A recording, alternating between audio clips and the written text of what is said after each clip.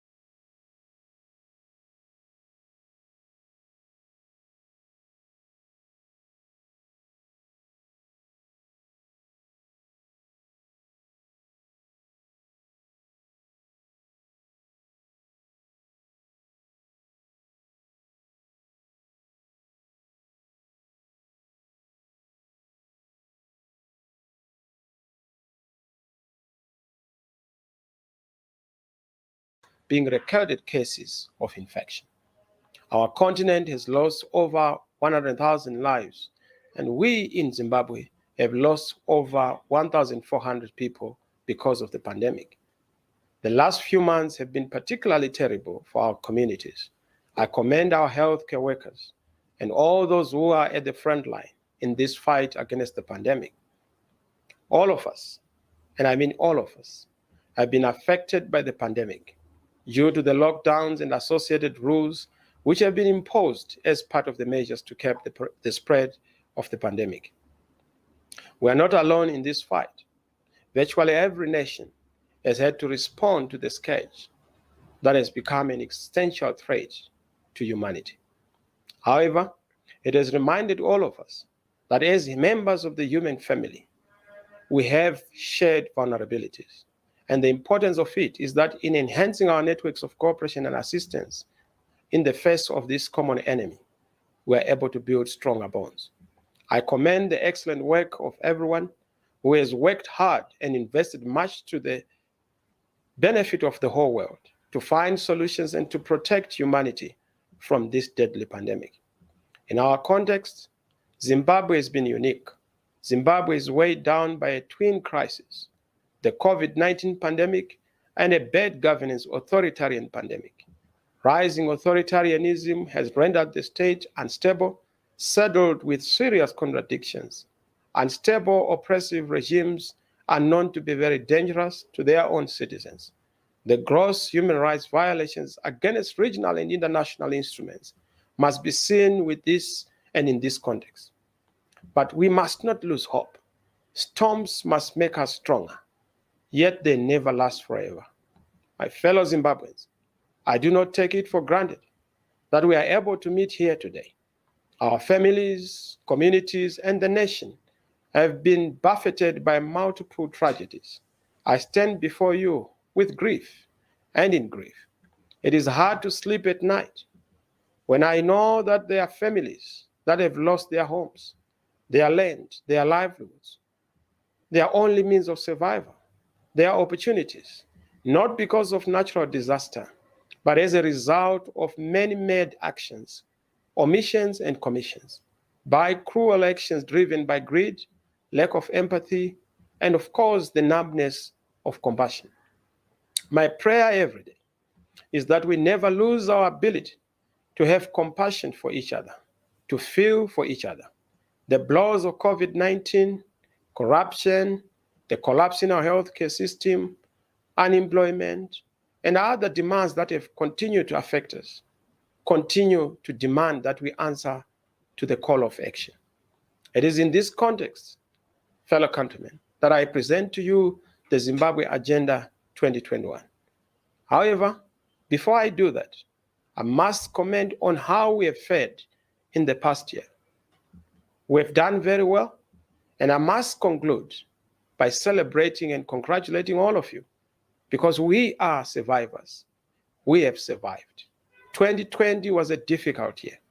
2020 was a difficult and very, very dangerous year because of the pandemic, but also because of other problems. It was a difficult year in the context of the fact of the forces that were deployed against us, the people, but also against us in particular within the progressive movement. In itself, it has been a very strong testimony of the strength of the idea that we represent and the undying spirit of our people. In 2020, we faced the crisis, as I have already indicated, from two sources. The first was a crisis that I have already referred to, namely the crisis of the COVID-19 pandemic.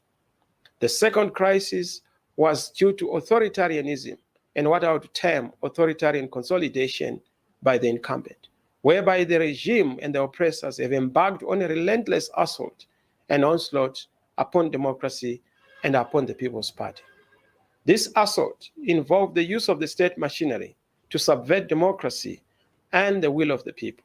The oppressors have engineered the expulsion of our democratically elected representatives from parliament, from local authorities in the councils.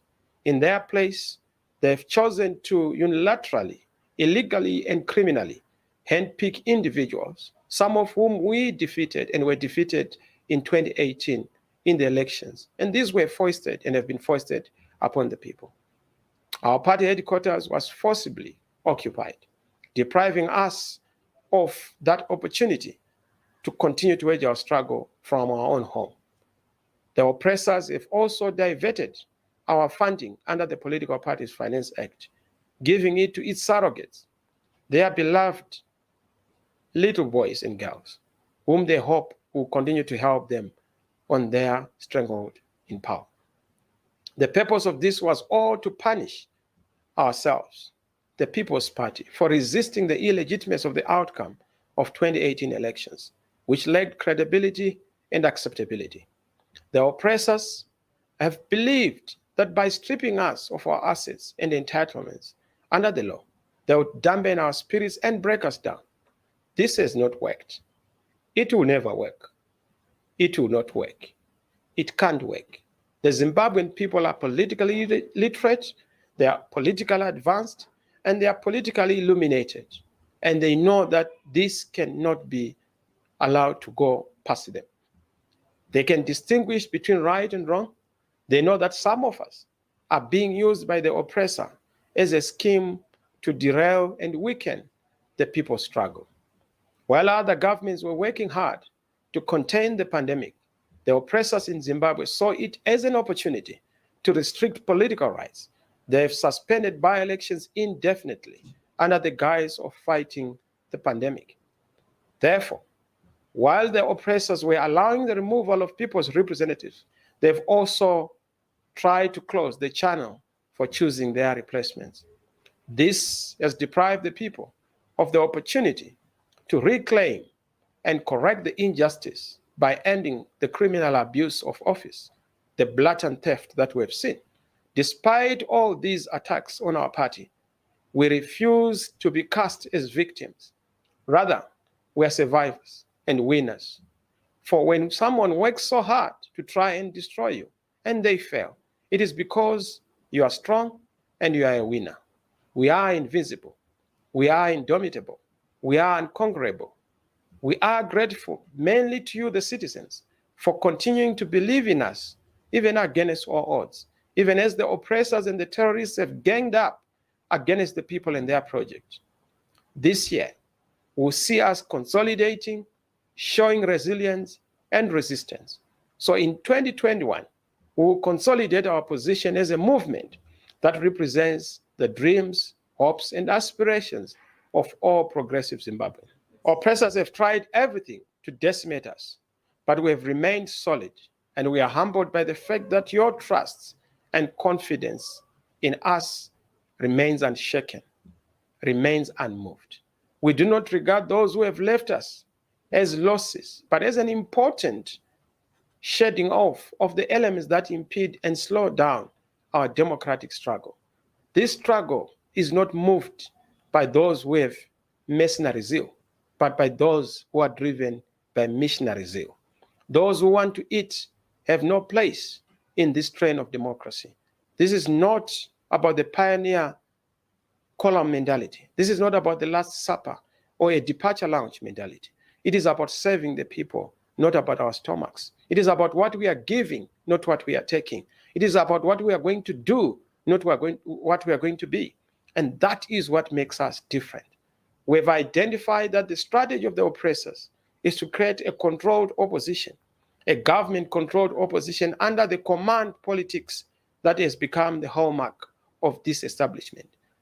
They hope to effectively establish a one-party state in all but the name. And we hope to see how they are going to do it, but we will stop them. We are back to the late 1980s when ZANU-PF tried to push the one-party state agenda.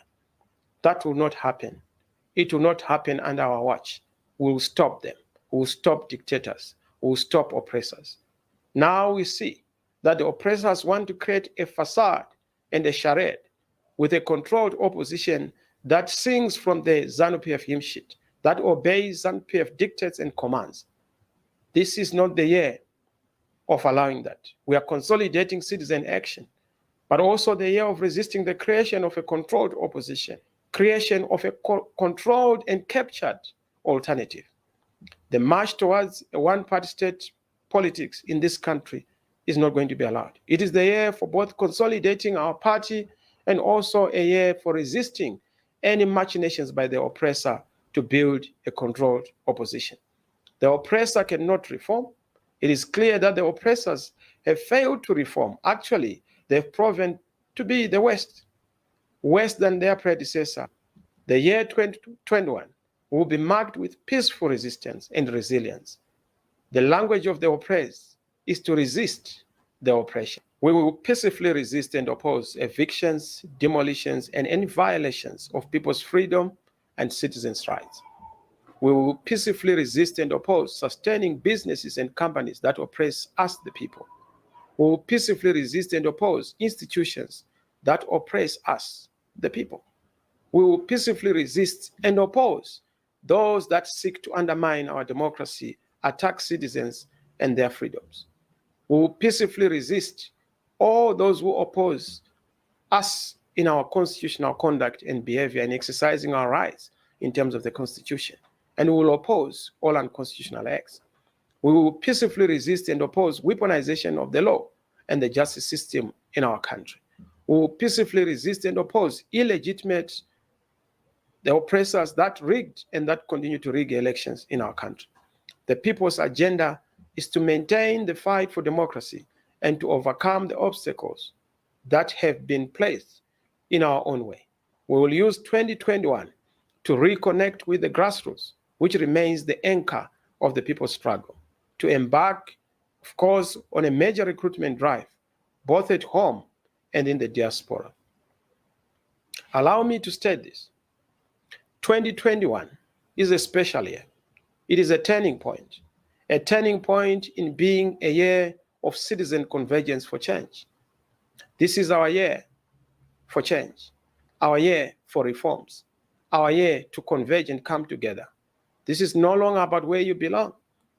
From the churches, the trade unions, our labor, students, women's groups, our traditional leaders, our war veterans, every citizen, the vendors, the informal traders, this is now time to converge and come together. Save ourselves, young people, the elderly. We need all to come together. Igorere sungano yevanu yeshanduko. Umnyaka wabutano wabantu awalwela inkukuko indebele. This is the year to converge.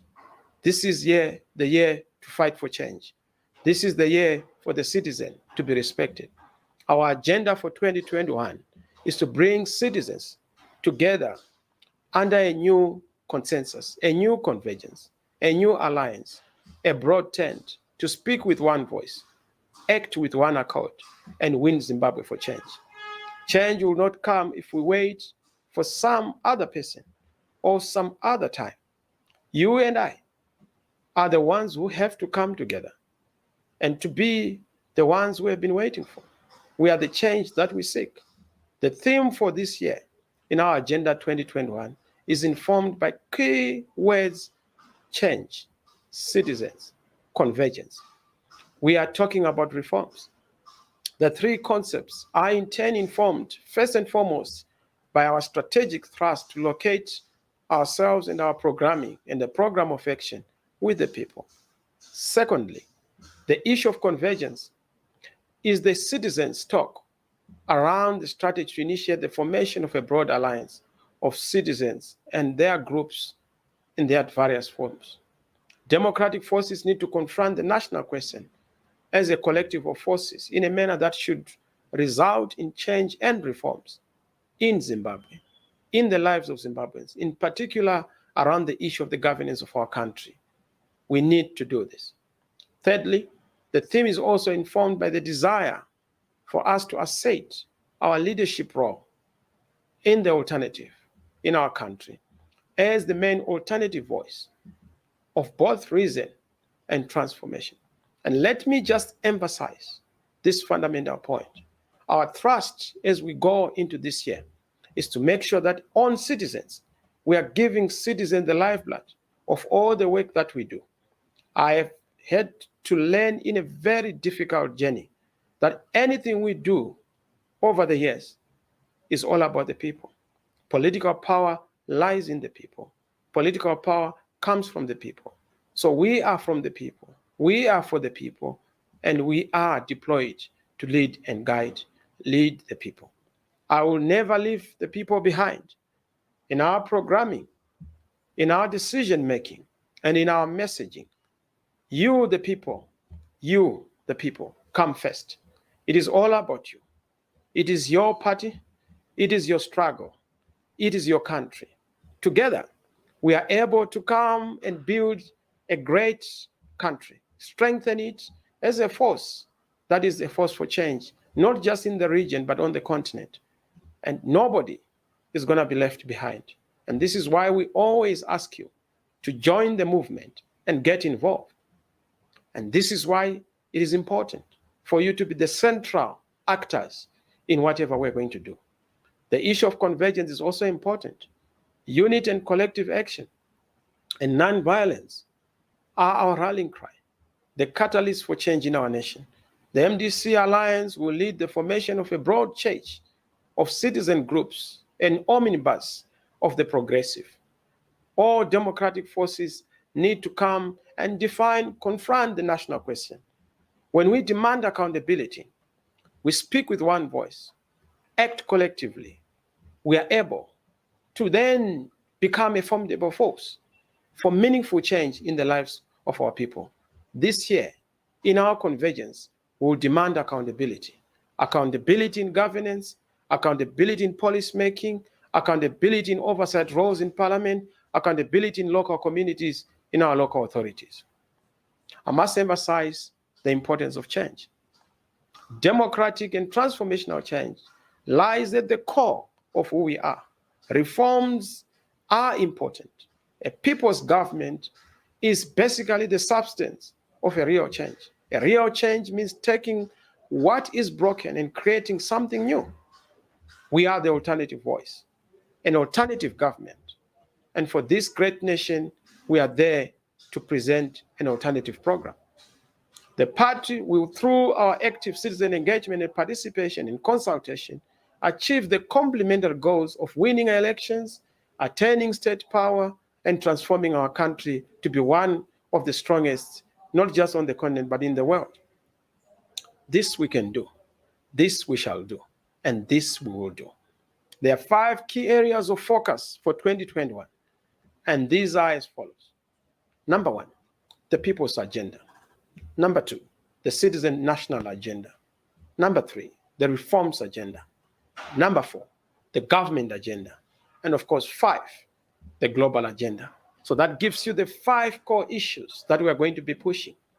People's agenda, the citizen agenda, which is the national agenda, our reforms agenda, and the government agenda, and the global agenda. These 5 core issues are very important because they define where we are going. They define the content and substance of our struggle. First is the people's agenda.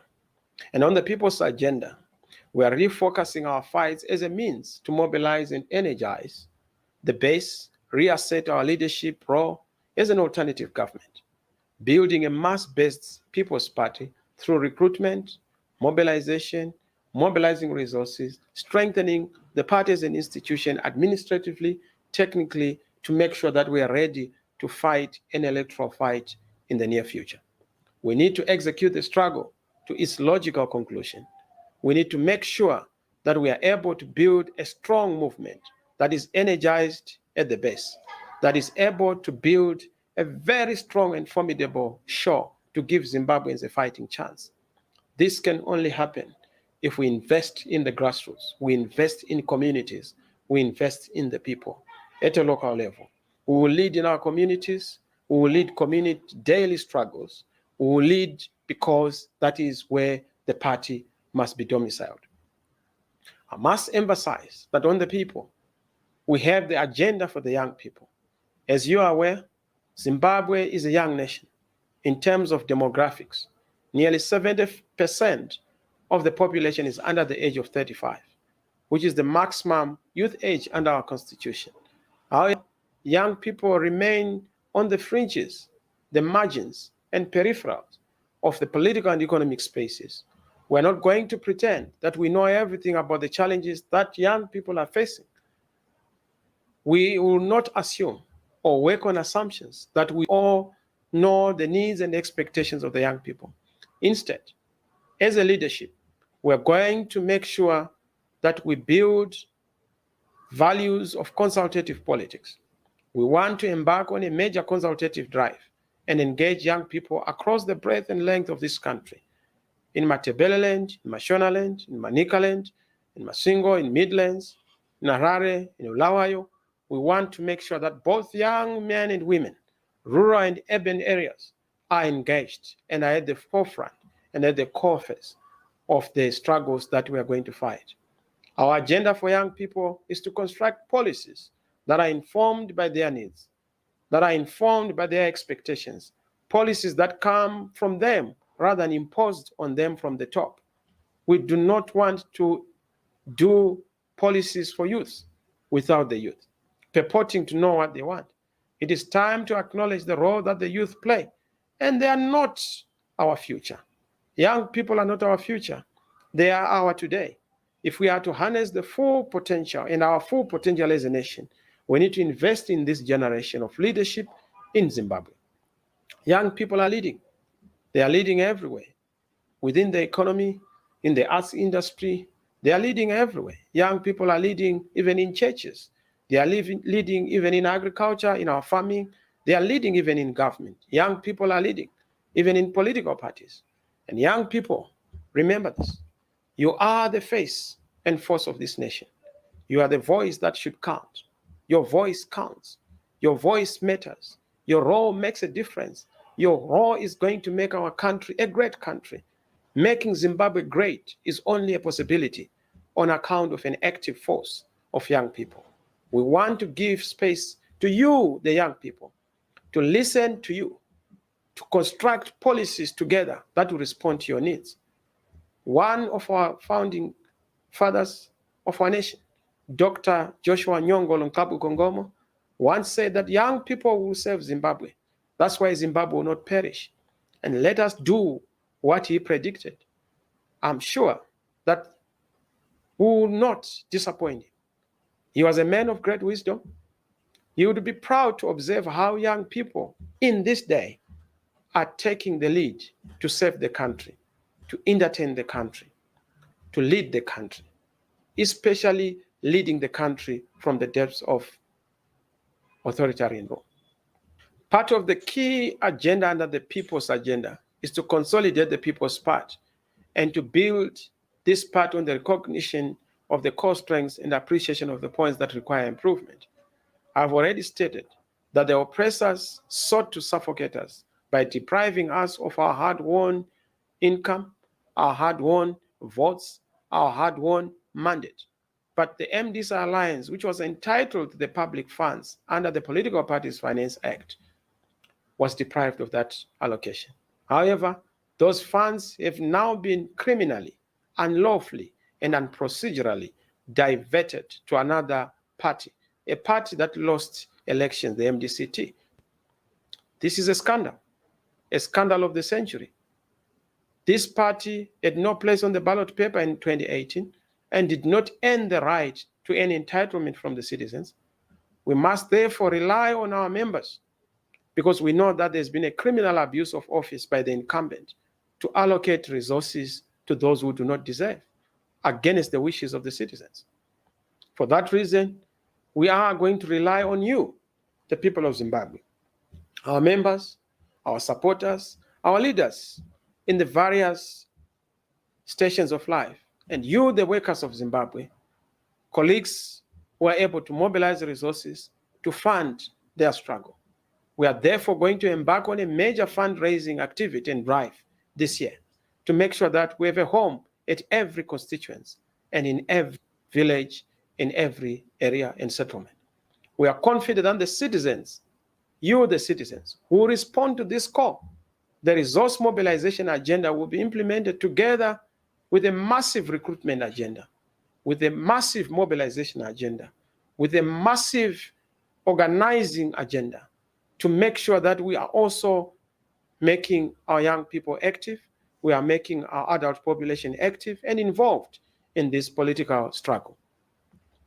Second, the reform agenda, or reform agenda, the item number 2. We need electoral and political reforms. We need a return to legitimacy and democracy in Zimbabwe. This is the reload document, our pathway to democracy, our pathway to legitimacy. Pushing for reforms in the reforms roadmap and pursuing the reforms agenda through our various zones of struggle is a core and critical struggle. We are going to be active on the street.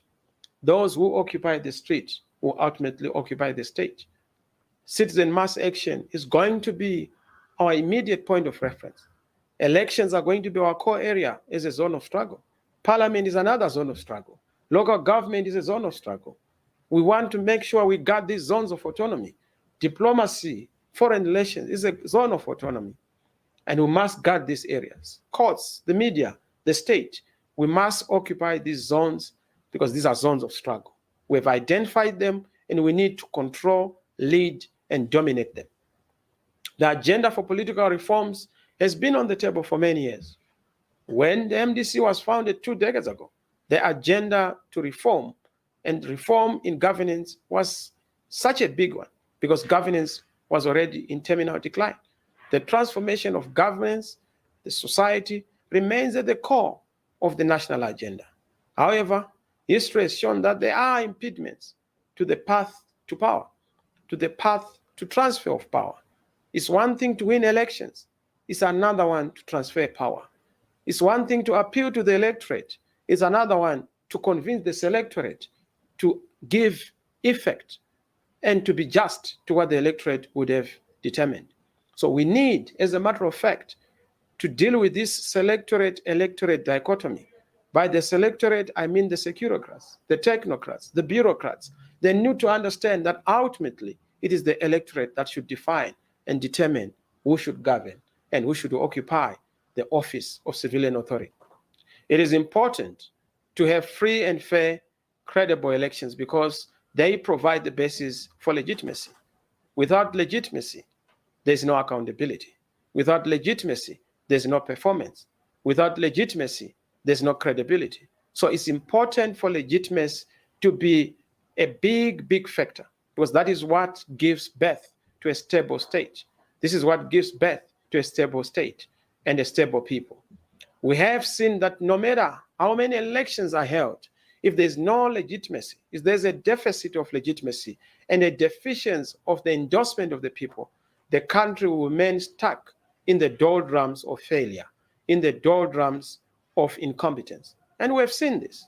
We need Zimbabwe to return to legitimacy, openness, and democracy, our reload matrix, our reload pathway. This is the sole reason why we continue to advocate for political reforms, chief of which the reforms entail the electoral system being changed. Indeed, this is the principal reason why we have called for dialogue, not to try and secure a seat around the table in government, not to a government of national unity, but yes, to a nation of national unity, so that we are able to face together. We have dialogue not to share power, but to share a vision. We have dialogue not to share seats or spoils of electoral outcomes, but to make sure that we are able to share a trajectory at various levels as a people. It is not about finding accommodation in this system. We have never been people who are about personal entitlement or aggrandizement, but to play a part in designing an electoral path that would prevent the risks of illegitimacy that have always affected our past elections. Political reforms are not merely changing the rules of the game on paper. They must be realized in practice. In this regard, human rights abuses, selective application of law must stop.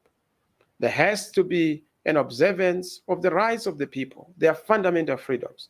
There has been a spate of petty arrests, detentions of political activists, human rights defenders, journalists in recent years, all of them being based on frivolous and spurious grounds. Look at what has happened to our legend, Hope Chingono. Look at what has happened to our own senior leaders in the party. There are far too many to mention. Look at what has happened to even our luminaries and citizens in society. This does not only damage the national country's standing in the community of nations, but it also, in a way, increases the insecurity and vulnerability of our citizens. We must say, in order for this reform agenda to be concluded, we focus on asserting the Zimbabwe's big 5 most urgent fights. As you know that in 2020, we had 5 big fights that we articulated. But for this 2021, those fights subsist and we continue with them. The first one is the fight for a people's constitution and constitutionalism. This will be a fight to defend the preservation of the constitution that the people put in place, demanding that it is implemented with all its laws aligned, in particular issues of devolution, issues of making sure that we have independent institutions being entrenched. And of course, in that regard, let me underscore that we strongly oppose Amendment number 2, which seeks to entrench and introduce imperial presidents and reverse the gains of a constitutional democracy that we attained through a referendum. We will demand and oppose this executive culture of wanting to impose a tyrannical system where we have a big man instead of a big institution, where we have one man instead of having a one nation. This is going to be our big fight. Item number 2 is the fight for livelihoods, the dignity and a better life. We will champion alternative policies and demand that we address the needs and challenges of Zimbabweans, in particular the working people in their various sectors, our civil service, our doctors, our health workers, our teachers, our private sector workforce, informal traders, and vulnerable groups in both urban and rural areas. The success of this fight will be anchored on alternative economic policies, and we will engage citizens to articulate our alternative economic policies. We have our smart blueprint, our dictionary to solving economic problems in Zimbabwe. And we have the answers. We know that they have the problems, they have the questions, but we have the answers. And for that, we will engage citizens to demand sound economic administration in the administration and in the superintendentship of the affairs of our nation. Distortions and contradictions in the economy must be eliminated. Zimbabwe must dollarize, not to have these contradictions where you have RTGS, EcoCash, but without a standard. We need to dollarize wholly, formally, and to be able to have a single price so that there are no distortions, there's no arbitrage, there's no rent seeking, there's no kind of economic manipulation that we are seeing affecting ordinary people. We will demand a decent wage and salaries for all our workers. Our civil servants, men and women in uniform, must be well remunerated. They must be well fed. They must be well looked after. They need to be happy. A happy men and women in uniform is a happy nation. They carry the badges of honor. When they are putting on those national uniforms, they are doing it on our behalf. We must encourage them. We must support them. We must take care of them. We must look after them. And of course, we also expect in return professionalism, because that is all we are asking as citizens. We also are going to emphasize a very robust economic agenda to make sure that our economy is pulled out of the doldrums. This is as a result of sheer incompetence, mismanagement, poor governance, corruption, which have all led to misallocation, misappropriation, and even the issue of stealing of scarce resources. Get a case in point of ministers who have literally raided the coffers of our nation. Ministers who have literally been caught in the cookie jar with their hands in the cake of our nation, in the pie of our nation. The national cake is increasingly being privatized into the hands of cartels, and that the cartels are associated with a particular political party, particularly ZANU-PF, is a fact. Policy inconsistencies, human rights abuses, insecurity of the private property, especially the rights, all combine to discourage investors to seriously consider Zimbabwe as a viable destination for investment. More significantly, terrorism, breakdown of rule of law, the issue of violating citizen rights, inconsistencies in the cockpit of leadership, police clashes, and police contradictions have all militated against our country being a safe zone for investment. More significantly, we continue to hold the view that illegitimacy is a significant barrier to Zimbabwe's economic progress and its prosperity. As long as the oppressors suffer from the legitimacy deficit and a deficiency of credibility, the country will continue to struggle to attract serious investors. In fact, what we have seen is that the country, instead of attracting investors, it is attracting dealers who are coming here to give us a raw deal.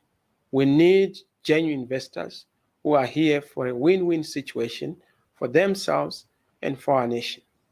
To make economic progress, we must all resolve our political questions, tick all the boxes that have affected our country's perception in the family of nations.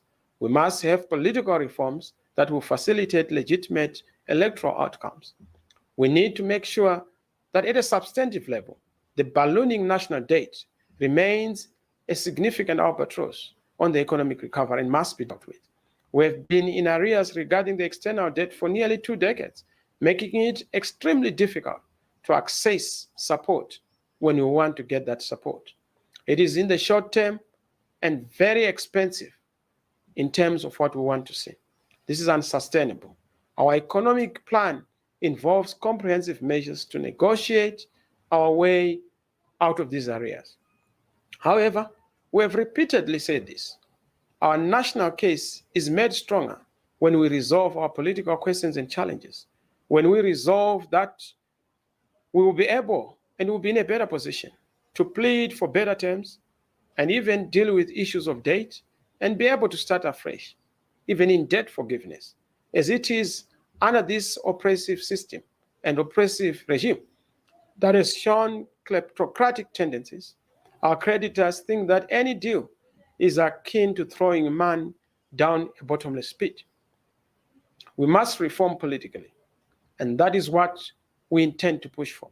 Still on the economy, we also want to push ahead with better policies for resource extraction, processing, in the idea that local resources should benefit local communities.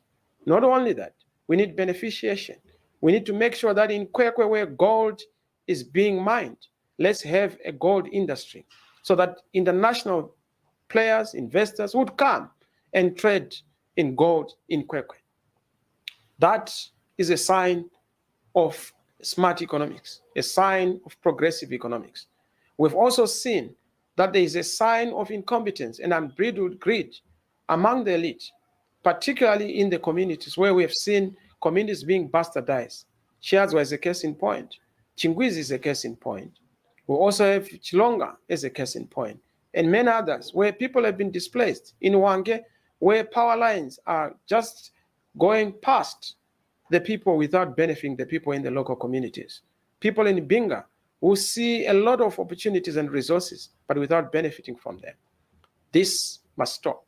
The issue of diamonds that have enriched political elites and their foreign allies must also be looked into. Our agenda is to ensure that natural resources do not become a case, but become a blessing. God bless us with all these resources, and we do not want to take this as a case, but to make sure that it's a blessing that will benefit all the citizens. Dividends going into health, going into our roads, going into our schools, and going into our infrastructure. We will continue to resist the mortgaging of our country and its resources in return for odious debt and in return for benefit by a few. 3, the fight against corruption.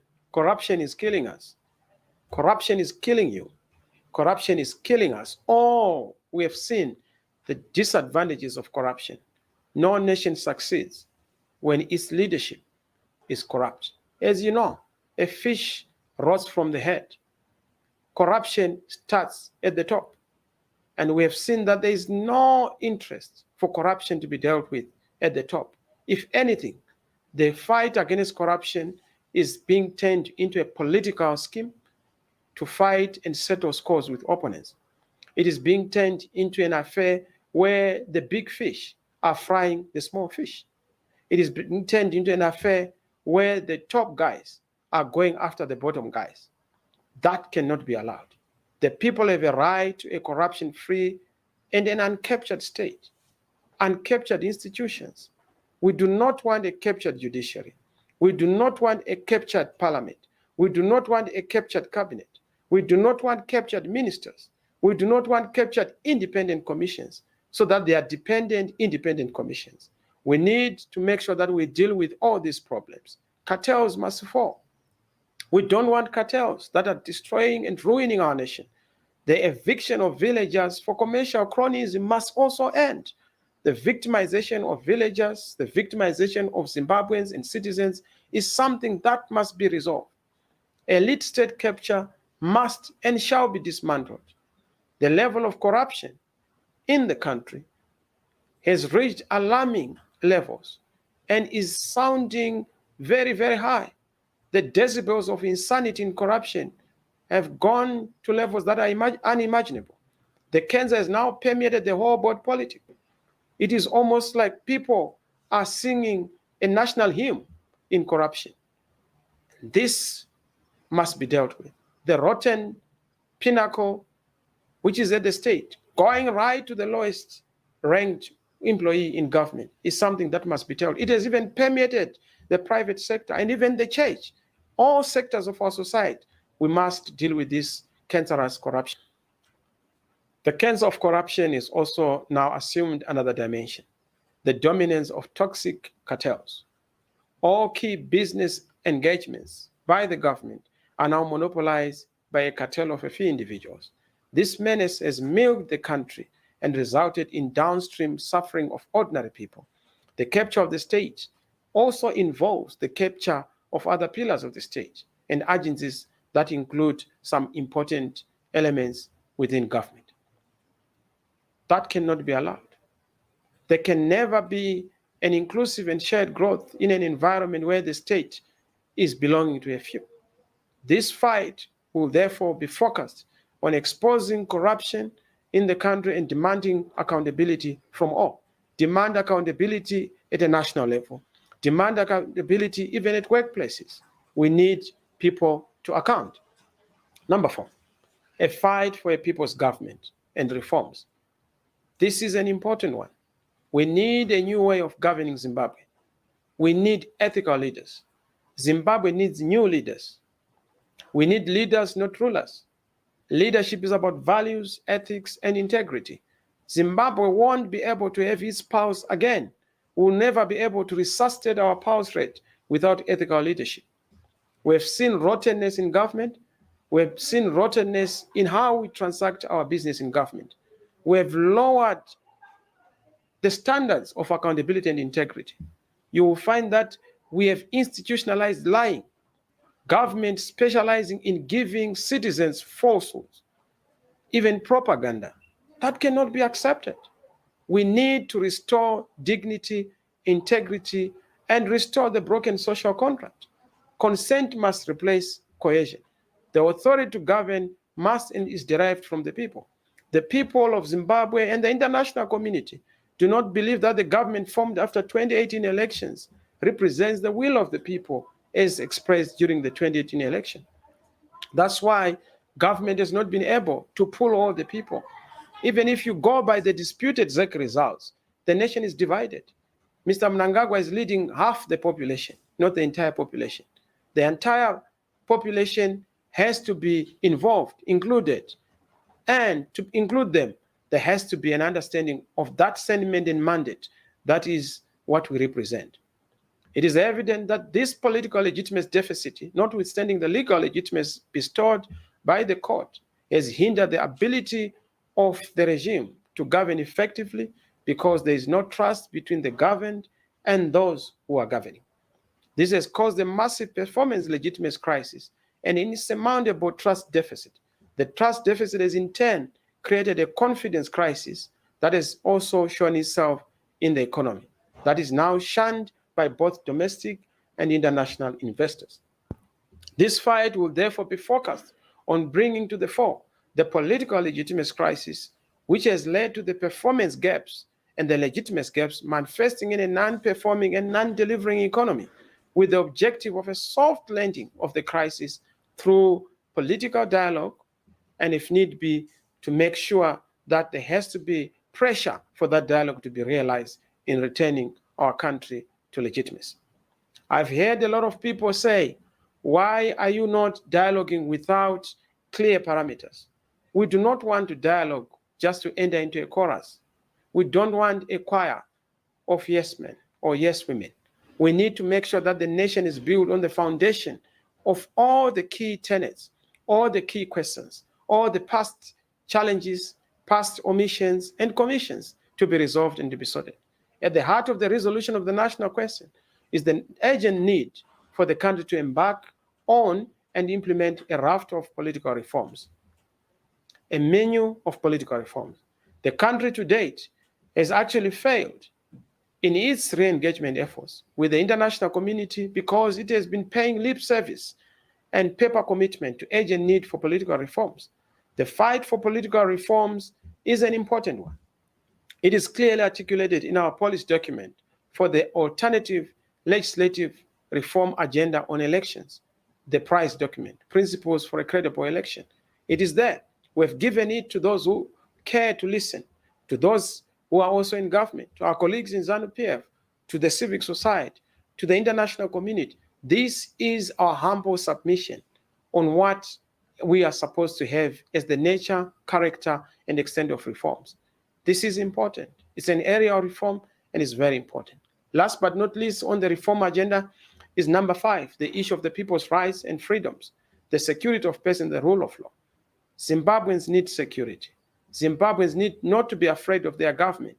The government must not be kuzeza baba, really binya, terrorizing people. Government must be a friend of everyone.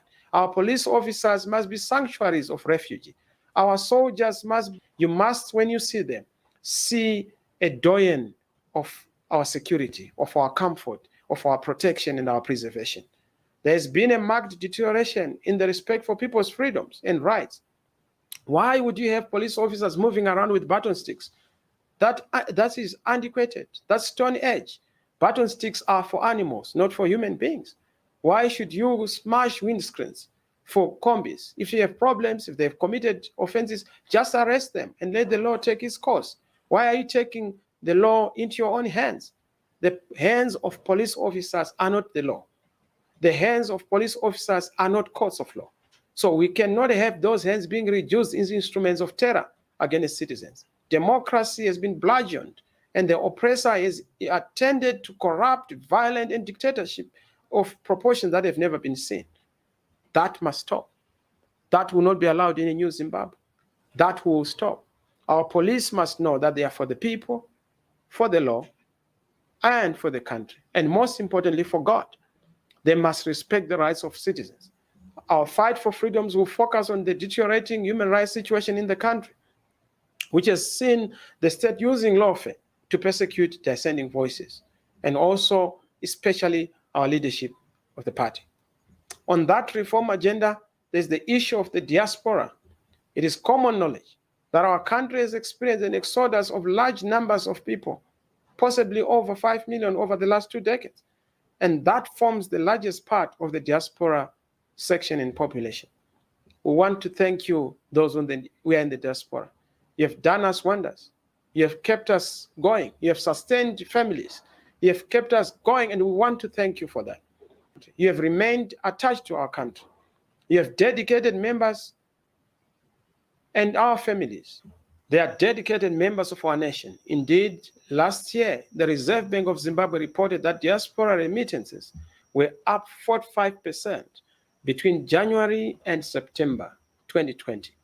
Diaspora remittances are a major source of foreign currency in our country and a major source of livelihood and survival. Kudos to our fellow citizens in the diaspora. Thank you once more.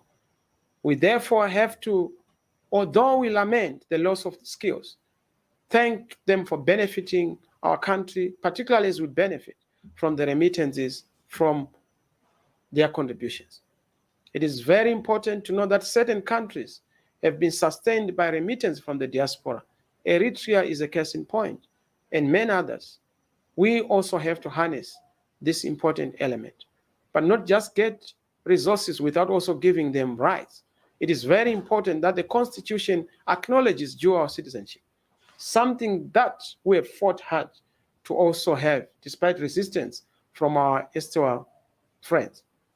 However, the country does not give enough in terms of respect to our fellow citizens. The electoral system, for example, remains so exclusionary, meaning that those fellow citizens still cannot enjoy one of the fundamental rights of citizenship, the right to vote.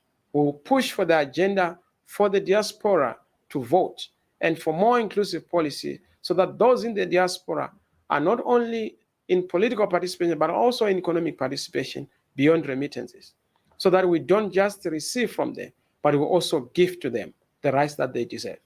If we can have policies that are friendly to our foreign investors, surely there's no reason why we cannot have targeted policies that promote our own domestic investors who are in the diaspora, the members of the diaspora. The third agenda, which is important, the citizen agenda, the national agenda. We intend to build a broad tent, building a broad alliance of citizens for change domestically and internationally in pursuit of resolution and the resolution of the national crisis. Nation building is important. It's important for us to be nation builders, to be transformers, to make sure that we build a vision, a collective vision, not one vision, like what we have had, Vision 2030. It's not a vision, it's Division 2030, because it only but captures the imagination of one side of our population. We need an inclusive process of nation building, of visioning our country, a collective process, so that we have a one team approach, a one Zimbabwe approach, a vision Zimbabwe approach, a new consensus, a new convergence of all citizens, an intergenerational consensus. Right now, there is a lot of suspicion between generations. The young generation is treating the older generation as the perpetrators and as those who have deprived us of opportunities. The older generation is treating the younger generation as snakeholders, as people who are never to be trusted. So it's important for that intergenerational consensus to be built, so that we build a one team, so that we become a nation, not just a country, so that we become a people, not just individuals, so that we become one common agenda and one common direction going forward for the common good. Our fourth agenda item is the government agenda. We need to show our readiness and preparedness to govern. We have shown that. We did it in the inclusive government. We did so well. You know that the ministries that we managed were top-notch. We can do it. We will do it again. But in our own approach, we are going to resuscitate an effective alternative cabinet model. We will have a new Zimbabwe policy dialogue series and forums to make sure that we are articulating our alternative policies. We have those policies that can rescue Zimbabwe, policies that can take us to another level. We are also going to insist on an annual policy conference to be able to get people together, to move people together. Also on this one, we will encourage the coming together as a way of creating a platform for the convergence that I spoke to on the issue of nation building and national agenda, to have a convention of all Zimbabweans, churches, labor, students, women's groups, young people, political parties, government, to come together in a convention, articulate the reforms, articulate the kind of country we want to see, the nation we want to build. This is part of a government agenda. We will also have a legislative agenda in parliament, local government agenda that speaks to those zones of autonomy. As an alternative government, we are always in a state of permanent readiness, ready to take over and govern in a manner that gives opportunity to all. And that makes a country, our country, greater than any country on the globe. The People's Party will continue to develop and update its readiness to govern. We will also unveil our new Zimbabwe blueprint, which is basically an articulation of what we promise and what is entailed, what we commit to in a new Zimbabwe. We'll be rolling out the new Zimbabwe policy dialogue programs, as I've already indicated. We'll strengthen our alternative cabinet model, and we'll also have our smart policies reviewed and revised, updated. And this is an ongoing agenda, which we must show and demonstrate through performance in formal theaters of power, such as parliament and local authorities, that indeed we are ready to govern. A combination of the two pandemics, authoritarianism and COVID-19, has impacted on our activities on both platforms over the past year. The pandemic has led to the closure of these formal theaters, reducing their effectiveness. However, in the case of local authorities, and I must emphasize, the problem is actually a system of government. The capture of local authorities by central government is a big problem. Everything is actually being done by central government, but when it comes to responsibility and accountability, it is archived and sent to local government. That is a problem. Local government cannot be local government if it does not have power, authority, and devolved power to be able to do what they're supposed to do. So the legislation needs to be changed to give authority and power and accountability. The minister of local government must not be the mayor of mayors. He must not be the mayor of all local authorities. He must be out of local authorities as a matter of urgency. We need a structural problem to be dealt with. This is a structural problem that affects the efficacy and efficiency of our local authorities. The oppressors have no incentive to make changes that would free local government from the clutches of central government. This explains why the fight for change at the central government level remains the foremost objective in the people's struggle for change. As part of our work regarding government, we are going to raise the level of resistance to any proposed unilateral changes to the Constitution that are retrogressive. We have to ensure that the Constitution is upheld, respected. We can't have constitutions without constitutionalism. We can't have a Constitution that is not respected in terms of its terms and values. We can't have a Constitution that is not implemented and that is not honored. The attempt to change our very young Constitution is retrogressive because it reverses the gains that the people made when it was adopted. Oppressors would want provisions that have not been implemented not to be put in place. We are going to lead and resist an amendment to the Constitution that is unilateral, reactionary, counter-revolutionary, and retrogressive. In fact, we want alignment, not amendment. The last and important agenda is the global agenda. 2021 must be and will be a different one because of the steps we are going to take to make sure that we define the future of this country. It cannot and it will not be business as usual. At all times, you know that we've been guided by our vision to dismantle autocracy, achieve democratic change in transforming Zimbabwe to a sustainable, just, prosperous, God-loving, God-fearing, ethical, and democratic state. We believe in both internationalism and Pan-Africanism. We are part of the family of nations. We believe that despite our differences, we have a shared common interest. Indeed, our national interest is best served by working together and cooperating with other progressive nations. A nation is not an island. We are because they are. So we believe that we are going to be pushing a very radical and robust program of a new Africa, the vision New Africa. And as Africans, we acknowledge our shared history, not just of subjugation, but also of resistance and triumph against all odds to govern ourselves. Our liberation struggles are a case in point. Nevertheless, despite all these liberation struggles, heroic struggles against the colonial order, Africans continue to suffer from the twin challenges of a deficit of good governance and also the big men syndrome, men who refuse to vacate power because they are corrupted absolutely by power. The New Africa focus will emphasize the vision for a new Africa. We'll also be building strong networks with emerging young leaders, with emerging progressive leaders on the continent centered on shared democratic values, such as respect for human rights, freedom, fair, free elections, guarding against electoral authoritarianism, elections without democracy. We have upcoming elections in Zambia, Kenya, Ethiopia, and other such countries. We as Africa, and indeed the world, must not endorse fraudulent elections. We must have the high standard of elections on the African continent. Another area of focus for us is to build this new Africa consensus that is based on transparent governance, especially in the extractive sector, in the context of illicit financial flows.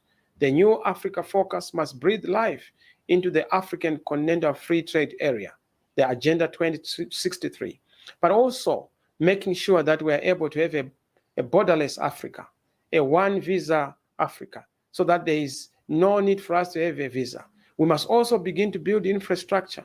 Why should our calls to Malawi go to France first? We need internet exchange points, termination points here on the African continent. We need to build international standard roads on the continent. The Cape to Cairo vision that speaks to solid infrastructure, solid media on the African continent, so that we're able to tell our story as a great continent, so that we are not a dark continent, but a great continent.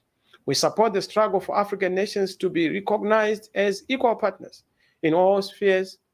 And of course, we call on our brothers, sisters across the globe and the continent to support democratic growth and economic prosperity for all. We detest rigging of elections and dictatorship. We reject efforts to entrench authoritarian regimes on the continent. And to this end, we will then forge solidarities with states and progressive movements that are advancing democratic ideals and transformational leadership. For Zimbabwe to boost its prospects of recovery, it needs to be fully integrated into the family of nations, not as a terrorist nation, but as a tourist nation. This is not achieved by performing a window dressing exercise or undertaking false reforms. Rather, it needs real, deep-rooted, substantive root and branch reforms that demonstrate a commitment to good governance, transparency, protection of human rights, rule of law, and adherence to norms that are generally accepted in progressive societies. Our Global Advocates campaign is going to be rolled out. We will mobilize the international community in the support for the struggle in Zimbabwe. We are going to make sure that we build the international community as a scaffolding mechanism, an assurance to the Reload program, a return to legitimacy and democracy in Africa. We believe in Afrocentric focus, targeting all the key blocks on the African continent and the African Union. Africans can do it. Africans can govern. Africans can lead. Africans can solve their problems. We need that kind of an approach. International solidarity is also going to be important. We must not expect to just receive solidarity, but to also give solidarity to other progressive struggles globally, especially in Myanmar, Hong Kong, and elsewhere.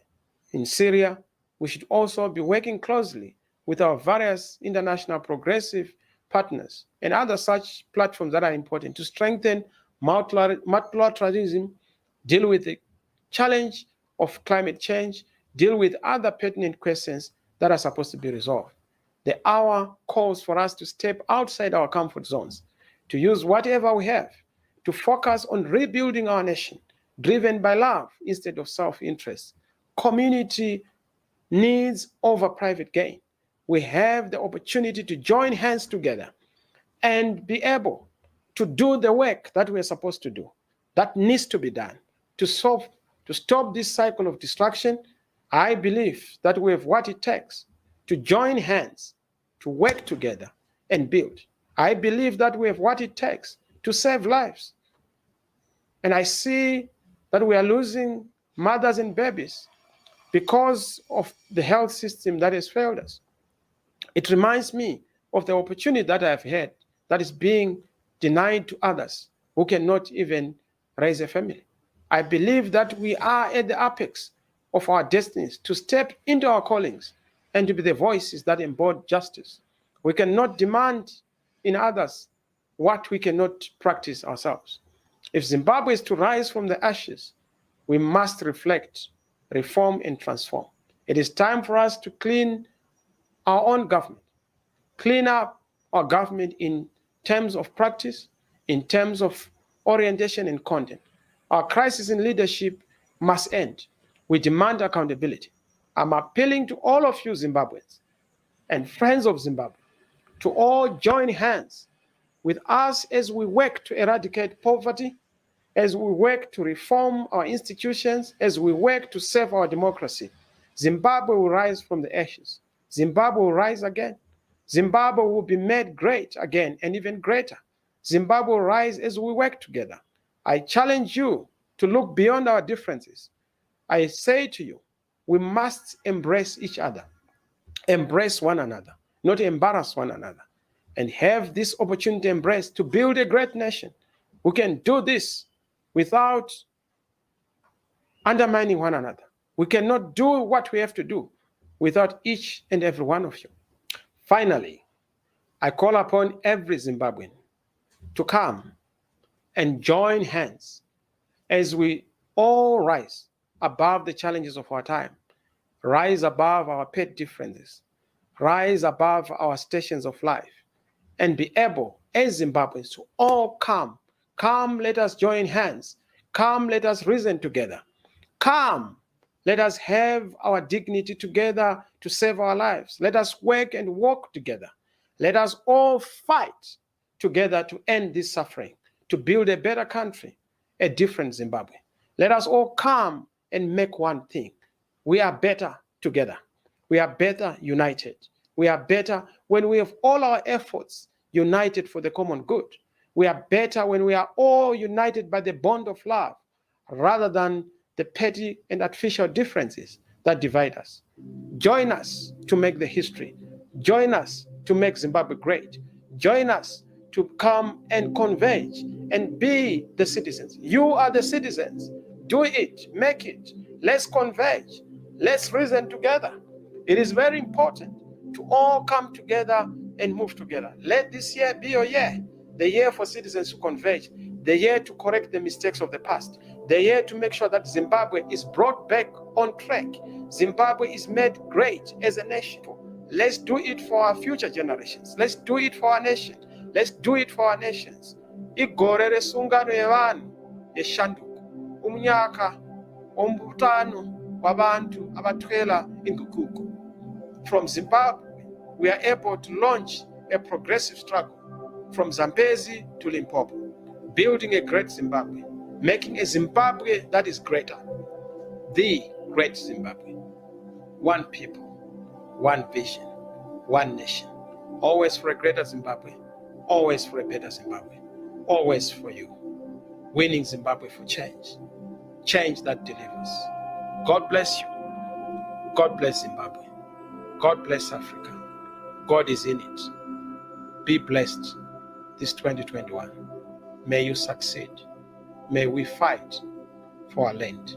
May we build Zimbabwe. May we unite to make Zimbabwe greater again. God is with us, and God will take us there. We are able. You are able. Let's do it. I thank you.